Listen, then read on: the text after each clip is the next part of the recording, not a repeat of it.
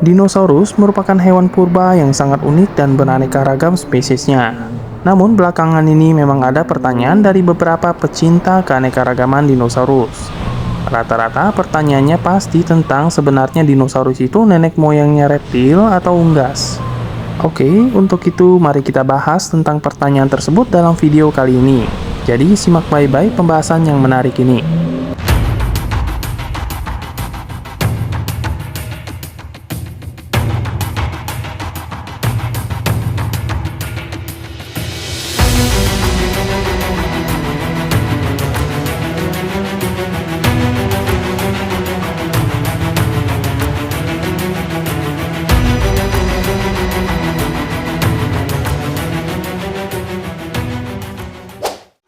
Apakah dinosaurus termasuk reptil atau unggas?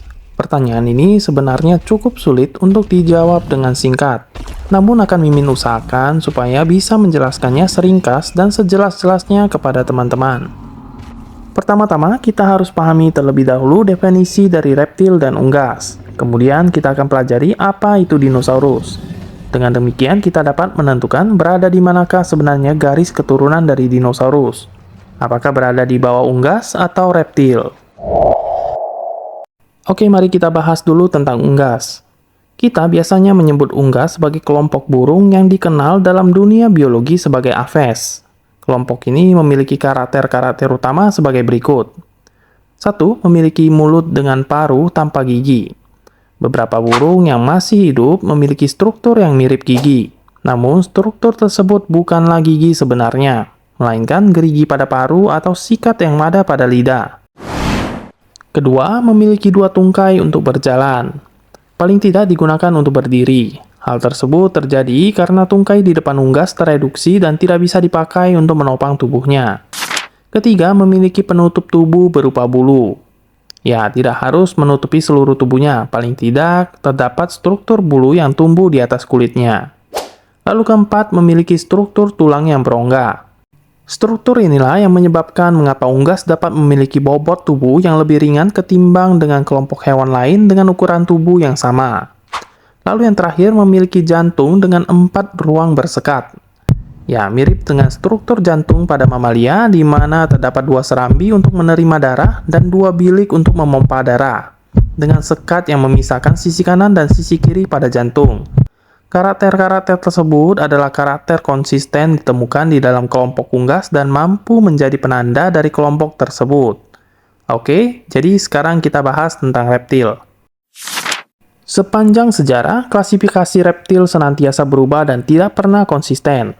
Di abad pertengahan, kelompok reptil adalah semua hewan yang melata atau berjalan dengan perut menyentuh tanah dan bertelur. Oleh karena itu, dulu semua amfibi dan cacing termasuk dalam kelompok reptil. Nah, seiring berjalannya waktu, cacing dikeluarkan dari kelompok reptil karena tidak memiliki tulang. Kemudian, amfibi juga menyusul dikeluarkan karena memiliki struktur telur yang tidak memiliki cangkang. Lalu sampailah pada definisi reptil modern, di mana reptil adalah hewan-hewan yang memiliki karakter-karakter sebagai berikut. 1. Memiliki struktur gigi homodon alias seragam. Berbeda dengan gigi mamalia yang heterodon dengan tipe-tipe gigi, gigi pada reptil memiliki struktur yang sama semua dari depan hingga belakang. 2. Bergerak secara melata alias perutnya menyentuh atau dekat dengan tanah. Ya, karakter ini adalah asal nama dari kelompok reptil, yaitu berarti hewan melata. Ketiga, memiliki penutup tubuh berupa sisik. Sama seperti kasus pada burung, tidak perlu menutupi seluruh tubuh, yang penting terdapat struktur sisik di atas kulitnya. Keempat, memiliki struktur tulang padat. Tulang reptil memiliki struktur yang lebih padat karena metabolisme reptil bertipe ektoterm, alias suhu tubuhnya dipengaruhi oleh lingkungan ketimbang hasil dari metabolisme tubuhnya sendiri. Dengan demikian, jumlah pembuluh darah yang berbeda di dalam tulangnya lebih sedikit dan hasilnya tulang reptil menjadi lebih padat. Dan yang terakhir, memiliki jantung dengan 4 ruang tidak bersekat. Lebih spesifiknya, tidak ada sekat yang memisahkan bilik kanan dan bilik kiri pada jantungnya. Jadi, demikian karakter-karakter penentu dari reptil. Sekarang kita bahas tentang dinosaurus. Mari kita bahas terlebih dahulu sejarah dari taksonomi dinosaurus. Dinosaurus pertama yang diberi nama secara resmi adalah Megalosaurus oleh Sir William Buckland di tahun 1824 di Inggris. Beliau menemukan sebuah rahang yang berisi gigi dengan struktur yang seragam. Ciri-ciri tersebut seperti karakter gigi pada reptil. Dan setelah diteliti lebih lanjut, bentuk gigi yang beliau temukan kurang lebih mirip seperti gigi kadal. Oleh sebab itu, beliau menamakan atau menyematkan nama spesies temuannya sebagai Megalosaurus alias kadal raksasa. Mengingat struktur giginya mirip kadal dan ukurannya jauh lebih besar daripada kadal yang diketahui pada saat itu. Lagi-lagi di Inggris di tahun 1822, ditemukan lagi fosil makhluk raksasa. Dan kali ini lebih lengkap lagi. Fosil ini meskipun lebih lengkap ditemukan dalam kondisi yang berantakan, sehingga struktur tubuh aslinya tidak dapat diketahui secara jelas. Meski demikian, terdapat satu karakter yang cukup penting dari fosil tersebut, yaitu struktur dari giginya. Sama seperti pada kasus Megalosaurus, struktur gigi pada fosil temuan baru ini seragam. Kali ini bentuk giginya mirip dengan bentuk gigi pada iguana, yang mana juga merupakan kadal namun herbivora. Tentu saja spesimen ini tidak bisa diberi nama kadal raksasa karena sudah ada yang pakai. Maka dibuatlah nama baru yaitu Iguanodon, yang berarti gigi iguana di tahun 1825. Ternyata di tahun 1832 ditemukan lagi fosil makhluk raksasa yang di tengah hutan di Inggris. Kali ini tidak ditemukan bagian kepalanya, namun terdapat porsi tulang punggung yang cukup lengkap. Struktur tulang yang ditemukan cukup padat, menandakan bahwa spesimen tersebut adalah kerabat dari kadal, atau paling tidak berada di dalam kelompok yang sama dengan kadal. Maka diberilah nama Hylaeosaurus yang berarti kadal hutan.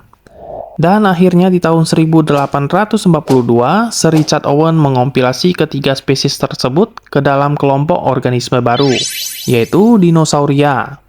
Nama dari Dinosauria yang berarti kadal mengerikan karena ketiga spesimen dinosaurus yang telah diidentifikasi memiliki struktur gigi yang mirip kadal dan ukurannya sangat besar. Berangkat dari struktur gigi yang seragam dan tulang yang padat, tentu dinosaurus termasuk reptil, ya kan? Kurang lebih demikianlah klasifikasi dinosaurus ketika mulai diperkenalkan ke khayalak publik. Makhluk reptil yang besar dan hidup di masa lampau. Oke, sekian dulu penjelasan tentang sejarah taksonomi dari dinosaurus. Kembali lagi, masih ingatkah kalian dengan karakter-karakter penentu yang ada pada reptil? Salah satunya adalah keberadaan sisik sebagai penutup tubuh. Nah, seiring dengan perkembangan ilmu biologi, struktur tersebut yang disebut sebagai sisik ternyata merupakan beragam struktur tubuh yang berbentuk serupa namun berasal dari bagian tubuh yang berbeda. Sisik pada vertebrata membentuk 3 kelompok yang terpisah, tergantung dari bagian kulit mana yang membentuk sisik tersebut, yaitu sisik mesodermis, kemudian ada sisik ektodermis, dan sisik endodermis. Nah, sisik endodermis ini nama lainnya adalah scut, atau dalam istilah biologisnya itu adalah skutum. Sisik mesodermis atau sisik yang tumbuh dari bagian tengah dari kulit hanya ditemukan di kelompok ikan. Kelompok reptil di lain sisi memiliki sisik ektodermis atau dari bagian terluar kulit dan sisik endodermis atau dari bagian terdalam kulit. Disinilah letak perdebatan itu muncul. Meskipun reptil secara keseluruhan memiliki sisik ektodermis dan endodermis, kelompok di dalam reptil terbagi dua lewat keberadaan dari sisik tertentu. Artinya, suatu anggota reptil hanya memiliki satu dari dua tipe sisik tersebut. Namun, tidak banyak dan tidak bisa kedua-duanya. Hampir semua reptil memiliki sisik ektodermis kecuali satu kelompok, yaitu buaya. Kelompok buaya ini memiliki sisik yang tumbuh dari bagian terdalam kulit, sehingga tidak bisa dicabut dan sisiknya memiliki pembuluh darah. Berbeda dengan sisik reptil lain yang berasal dari bagian terluar kulit sehingga dapat menanggalkan sisik mereka jika sudah rusak atau mati. Masalahnya terdapat kelompok organisme di luar reptil yang memiliki sisik endodermis alias sekat. Tidak lain tidak bukan adalah kelompok Aves atau unggas. Kalau kalian tidak percaya, kalian coba bandingkan sekat di jemari kasuari di atas dengan sekat di jemari aligator di bawah ini. Berangkat dari sini, mulai gencarlah ilmuwan mencari tahu hubungan antara skat yang ada pada burung dengan skat yang ada pada buaya. Apakah keduanya hanyalah hasil dari evolusi konvergen, atau memang berasal dari struktur yang berasal dari moyang yang sama? Jika ternyata unggas dan buaya memiliki skat karena memiliki moyang bersama yang memiliki skat, artinya moyang bersama bagi keduanya muncul lebih belakangan ketimbang kemunculan reptil. Wajar terjadi kebingungan di kalangan ilmuwan, karena baik unggas maupun buaya bentuknya jauh berbeda satu sama lain. Pastinya akan lebih masuk akal bagi kita bahwa buaya itu berkerabat dengan kadal ketimbang dengan unggas. Namun perasaan pribadi tidak dapat mendikte fakta yang ada. Maka dari itu, penelitian atas buaya dan burung terus dilakukan. Oke, kita simpan dulu kasus di atas ini. Kali ini kita beralih ke jantung. Ternyata jantung buaya memiliki sekat yang lebih sempurna ketimbang struktur jantung reptil lainnya. Sudah 2 karakter unggas yang dimiliki oleh buaya sekarang. Semakin kuatlah argumen bahwa buaya dan unggas memiliki kekerabatan yang dekat. Efek yang dihasilkan jika ternyata buaya dan unggas berkerabat dekat adalah adanya perombakan besar-besaran pada taksonomi hewan. Jika moyang bersama dari buaya dan unggas hidup lebih mudah ketimbang moyang bersama reptil, artinya moyang bersama buaya dan unggas adalah reptil. Dan unggas bukanlah sebuah kelompok tersendiri yang setara dengan reptil, melainkan sebagai satu kelompok dalam kelompok reptil. Nah, ini terdengar rumit, jadi simpan lagi masalah tersebut. Dan pada akhirnya setelah terjadi berbagai perdebatan, ditemukanlah satu karakter yang mengunci kekerabatan antara buaya dengan unggas. Fenestra mandibular. Ya, fenestra mandibular adalah lubang yang berada di rahang bawah yang berfungsi sebagai jangkar otot rahang. Semua unggas memiliki struktur tersebut. Begitu juga ternyata dengan buaya. Akan tetapi, struktur serupa tidak ditemukan pada reptil-reptil lainnya. Dan benar-benar tidak ada sama sekali. Jadi dengan demikian dimulailah rencana untuk menjadikan unggas sebagai bagian dari reptil. Dengan begitu selesailah masalah reptil dengan unggas. Atau Anda rasa belum? Oke, begini, jika unggas dimasukkan ke dalam kelompok reptil, maka apa karakter-karakter yang menjadikan kelompok reptil sebagai kelompok yang unik? Kelima karakter yang telah dibahas di bagian awal tidak bisa dipakai, karena tidak ada karakter yang seragam. Lalu, apa yang menjadikan reptil sebagai sebuah kelompok yang berdiri sendiri? Apa karena telur? Mamalia juga ada yang bertelur. Oh ya, bicara soal mamalia, ada alasan mengapa platypus tetap dianggap sebagai mamalia, sekalipun berkembang biak dengan cara bertelur. Ya, alasannya karena platypus dapat memproduksi susu untuk anaknya. Kemampuan itu untuk memproduksi susu adalah karakter penentu bagi mamalia. Oke, singkat, jelas, dan padat untuk itu. Lalu muncul lagi polemik baru. Saya jamin kalian pasti pernah mendengar soal Archaeopteryx. Organisme ini sempat membuat polemik, di mana ketika spesimennya ditemukan, tidak ada yang tahu pasti apakah hewan ini dinosaurus atau unggas. Secara superficial, Archaeopteryx memiliki bentuk tubuh seperti dinosaurus. Lebih tepatnya kelompok Theropoda. Lengan bercakar, mulut bergigi, dan berekor panjang. Ciri-ciri tersebut hampir mirip dengan dinosaurus. Meski demikian, Archaeopteryx dikategorikan sebagai unggas. Mengapa? Karena Archaeopteryx memiliki tulang yang sangat berongga dan ditutupi oleh bulu. Karakter-karakter dinosaurus yang dimiliki oleh Archaeopteryx dianggap sebagai karakter primitif bagi unggas. Toh tidak jadi masalah lagi ketika unggas dan dinosaurus sama-sama dimasukkan ke dalam kelompok reptil. Jadilah Archaeopteryx sebagai moyang dari unggas yang sangat mirip dengan dinosaurus. Semuanya berubah ketika metode penemuan fosil yang lebih efisien mulai bermunculan. Saking efisiennya, cetakan-cetakan dari sisa tubuh yang biasanya tidak memfosil dapat terdeteksi. Contohnya dari bagian tubuh yang biasanya tidak ditemukan, namun akhirnya ketemu adalah cetakan bulu. Dan siapa sangka bahwa bulu juga ditemukan pada fosil dinosaurus. Foto ini merupakan spesimen dari Microraptor, spesies dari dinosaurus yang berkerabat dekat dengan dinosaurus seperti Deinonychus dan Velociraptor. Meskipun dikategorikan sebagai dinosaurus karena kekerabatannya dengan dinosaurus lainnya yang telah teridentifikasi, Microraptor benar-benar memiliki tubuh yang tertutup oleh bulu seperti unggas. Jadi kita punya Archaeopteryx yang dianggap unggas namun mirip dinosaurus. Dan kita juga punya Microraptor yang dianggap dinosaurus namun mirip unggas. Luar biasa makin membingungkan. Ditambah lagi keadaan diperparah dengan ditemukannya Anchiornis yang memiliki karakter unggas lebih banyak ketimbang mirip Archaeopteryx, namun hidup 10 juta tahun lebih awal. Jadi sebenarnya dinosaurus dan unggas adalah dua kelompok yang terpisah atau tidak? Ya, seperti yang sudah disebutkan kalau dinosaurus memiliki fenestra mandibular, sebagaimana dengan unggas dan buaya. Buaya dianggap reptil, sedangkan unggas dianggap unggas. Dan dinosaurus memiliki karakter yang dimiliki oleh keduanya. Lalu, apakah dinosaurus adalah reptil atau unggas jika karakter yang dimiliki dinosaurus ada pada kedua-duanya? Dan inilah solusinya. Solusinya adalah merombak semua ulang taksonomi pada reptil. Di awal kita sudah membahas bahwa dasar dari pengelompokan reptil tidaklah berdasar pada karakter-karakter yang jelas. Apa yang dianggap sebagai karakter reptil ditemukan pada kelompok lain.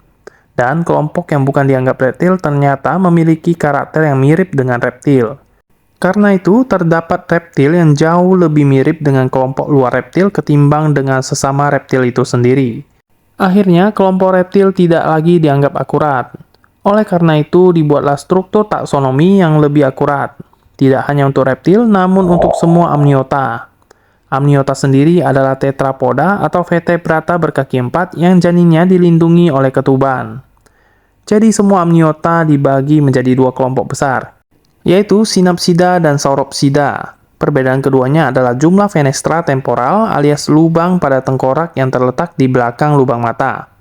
Synapsida punya 1, sedangkan Sauropsida punya 2. Semua mamalia termasuk kita dan kerabatnya adalah Synapsida. Sisanya masuk ke dalam Sauropsida. Unggas dan dinosaurus termasuk ke dalam kelompok Sauropsida bernama Diapsida.